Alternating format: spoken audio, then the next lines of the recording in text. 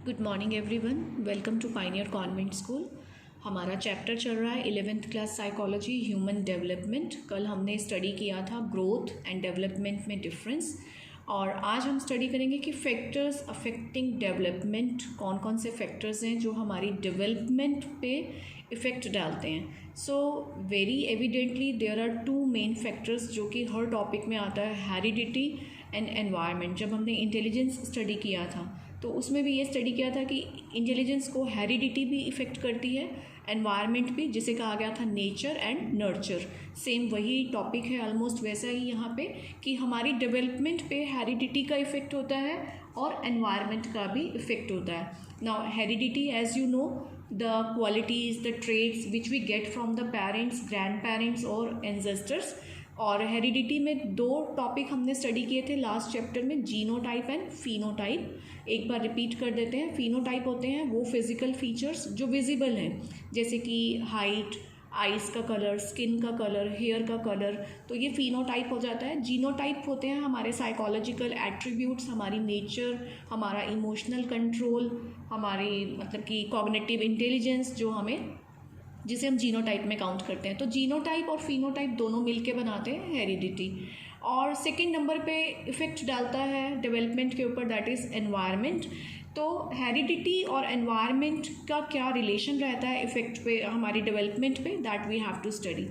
First of all you need to understand कि heredity हमें एक रेंज प्रोवाइड करती है, एक तरीके से हमारा ब्लूप्रिंट दे देती है हमें कि तुम्हारा इंटेलिजेंस इतना रहेगा और आपकी हाइट इतनी रहेगी। एक वो प्रॉपर हमें रेंज प्रोवाइड करती है कि इस रेंज के अंदर आपकी हाइट होगी, इस रेंज के अंदर आपका वेट रहेगा, इस रेंज के अंदर इंटेलिजेंस रहेगी, इस रेंज में आपकी स्मार्टनेस रहेगी। ओके, तो ये हमें हेरिडिटी से एक रेंज मिल जाती है। तो लेकिन एनवायरनमेंट कैसे इफ़ेक्ट डालता है कि अगर एनवायरनमेंट हमें बहुत अच्छा मिल गया तो हम इस रेंज को क्रॉस कर जाते हैं, मीन्स हम पॉजिटिव डायरेक्शन में चले जाते हैं। अगर हमें एनवायरनमेंट अच्छा नहीं मिला तो हम इस रेंज से कम भी डेवलप हो सकते हैं। तो एनवायरनमेंट का इफ़ेक्ट पॉजिटिव भी हो सकता है और नेगेटिव भी हो सकता है।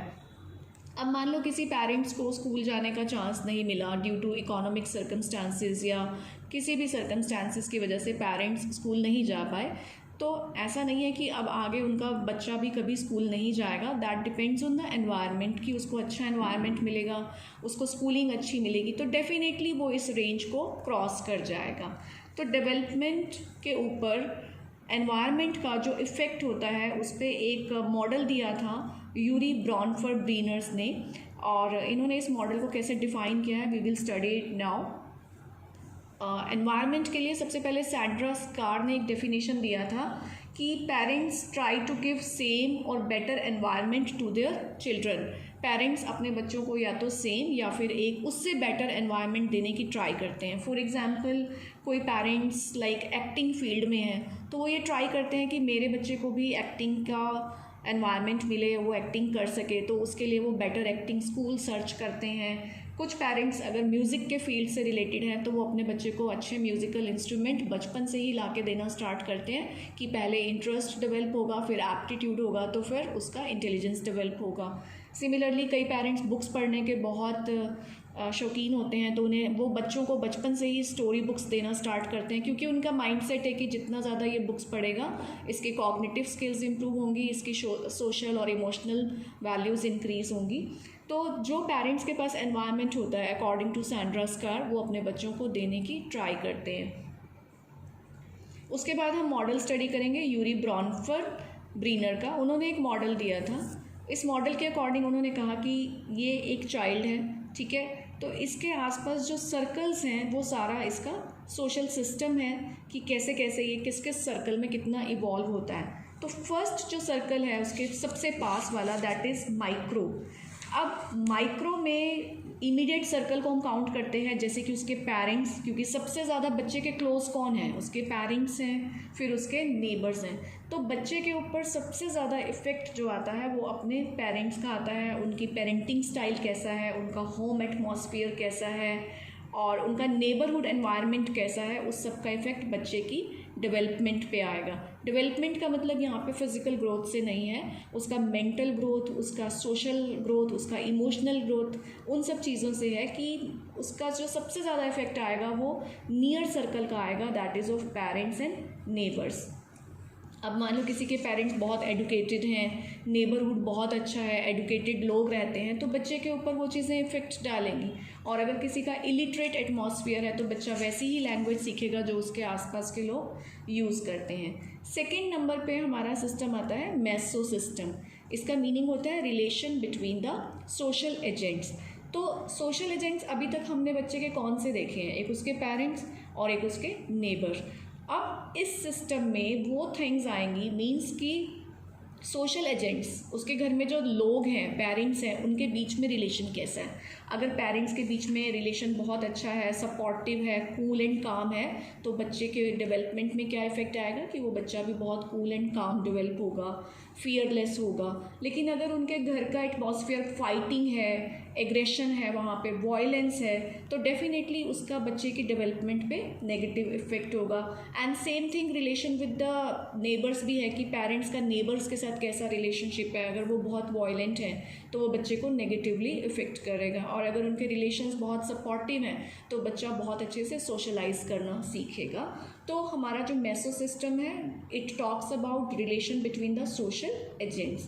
थर्ड बच्चे का सर्कल आता है एक्सो सिस्टम, कि सोशल सेटिंग्स कैसी हैं। ये जो सोशल एजेंट्स हैं हमारे, ये किस सोशल सेटिंग्स में जाकर घर वापस आ रहे हैं और क्या लेकर आ रहे हैं वापस। फॉर एग्जांपल उनका जो जॉब प्लेस है, उनकी सैलरीज़ कैसी हैं, कैसी फैसिलिटीज़ वो उस सैलरी के बेस पे अपने घर में दे पाते हैं, और कितना क्लीन घर वो अपना रख पाते हैं, क्या रूल्स बनाते हैं। और जब वो जॉब से घर वापस आ रहे हैं तो क्या वो जॉब स्ट्रेस को लेकर वापस आ रहे हैं, क्या वो फ्रस्ट्रेशंस को लेकर घर में आ रहे हैं। तो उनकी सोशल सेटिंग्स का इफ़ेक्ट बच्चे की डेवलपमेंट में आता है, which comes in the exo system.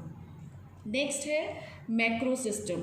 Macro system जैसे कि नेम से ही बहुत क्लियर है, बिग सिस्टम। बिग सिस्टम कौन सा होगा, कल्चर एंड ट्रेडिशन का। हमने लास्ट चैप्टर में लास्ट टॉपिक अपना स्टडी किया एनकल्चरेशन और अकल्चरेशन, जिसमें कल्चर को बहुत डिटेल में समझाया गया था कि कल्चर का इफ़ेक्ट एक बच्चे के डेवलपमेंट पे कैसे होता है। कल्चर और ट्रेडिशन में रहकर ही बच्चा बिहेवियर सीखता है, मैनर्स सीखता है, उसका बिलीफ सिस्टम बनता है, वैल्यूज़ सीखता है वो, और जैसे जैसे उसको एक्सपोजर मिलता है अपने कल्चर में वो उतना ज़्यादा डेवलप होता है। तो जैसा कल्चर होगा, अगर प्रोग्रेसिव कल्चर है तो बच्चे के ऊपर पॉजिटिव उसका इफ़ेक्ट आएगा, अगर कल्चर में कुछ फॉल्ट्स हैं तो उसका नेगेटिव इफ़ेक्ट भी आएगा। नेक्स्ट है हमारा Chrono system. Chrono system, Chrono word आपको एक बार पहले भी एक्सप्लेन किया था, related with the calendar, means step by step events in the child life. बच्चे की लाइफ में स्टेप बाय स्टेप जो भी इवेंट्स हो रही है, नंबर 1 उसका होम एटमॉस्फेयर कैसा है, उसका रिलेशनशिप बिल्डिंग कैसा है, फिर उसकी स्कूलिंग कैसी है, उसको फ्रेंड सर्कल कैसा मिला, सोशलाइज करते टाइम उसको टीचर्स कैसे मिले, इन सब का इफ़ेक्ट बच्चे के डेवलपमेंट पे आता है।